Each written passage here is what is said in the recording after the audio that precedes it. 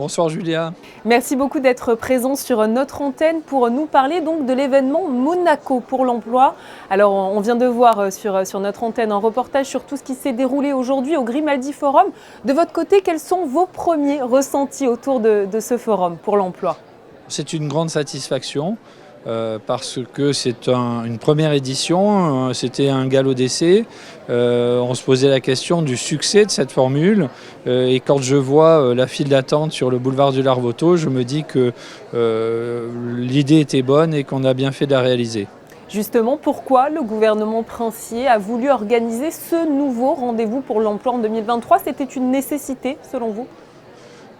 Une nécessité pas forcément, mais en tout cas quelque chose qui nous paraissait être utile. Aujourd'hui, la concurrence sur l'emploi est extrêmement importante. Tout le monde est en recherche d'emploi.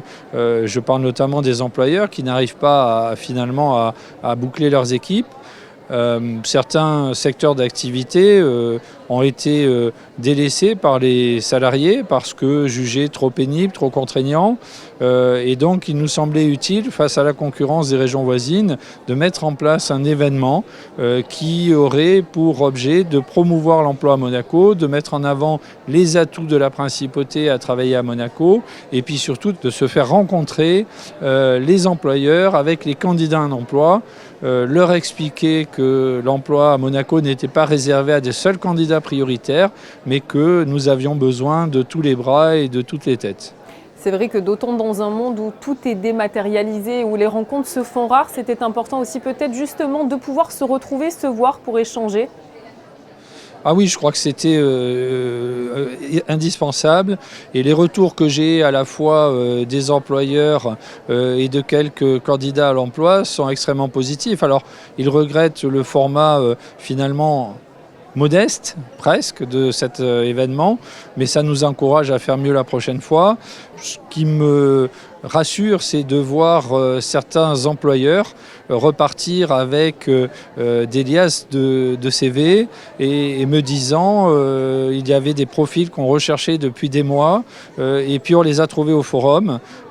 Certains ont déjà conclu des embauches et d'autres vont se pencher sur les différents CV et les faire circuler au sein de leur corporation pour les proposer à d'autres entreprises.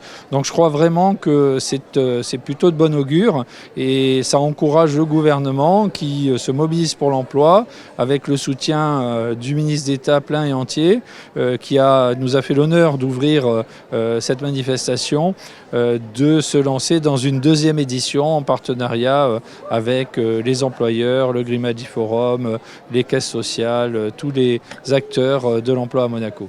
On l'a vu, de nombreux secteurs d'activité sont présents pour ce tout premier forum, comme la banque, le commerce ou encore l'industrie. Quels sont peut-être les secteurs qui recherchent aujourd'hui le plus de monde ? Je crois que tout le monde recherche du monde.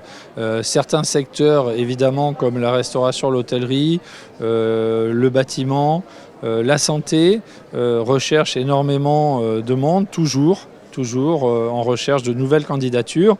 Et j'ai pu échanger avec les responsables d'établissements de santé, par exemple, qui me disaient on a même trouvé un pharmacien pour notre établissement. Certains professionnels du bâtiment qui recherchaient des artisans en ferronnerie, en différentes professions qui n'étaient plus tellement présentes sur le marché de l'emploi, ont des candidatures intéressantes. Finalement, du côté des employeurs, tout le monde est satisfait, même si ceux qui au départ se posaient la question du bien fondé de cet événement. Merci beaucoup à vous, Christophe Robineau, d'avoir été présent ce soir à nos côtés pour nous parler donc du tout premier forum de l'emploi à Monaco. Merci à vous, Julia.